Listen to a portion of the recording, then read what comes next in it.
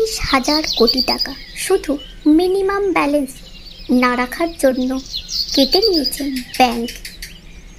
ধনীদের থেকে না, বড় ঋণ খেলাপিদের থেকেও না, এই টাকা এসেছে সবচেয়ে গরিব মানুষের পকেট থেকে। একজন কৃষক টাকা তুলল, জরিমানা।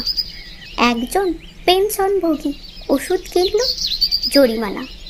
একজন দিনমজুর কিছু টাকা কম রাখলো, জরিমানা। তাদের অপরাধ কি?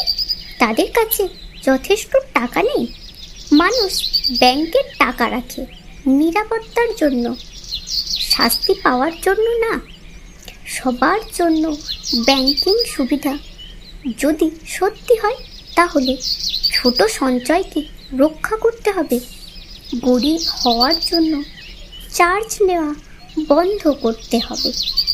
এই অন্যায়ের বিরুদ্ধে আওয়াজ তুলতেই হবে, কারণ ব্যাংকিং সিস্টেম মানুষের জন্য, মানুষ ব্যাংকের জন্য না।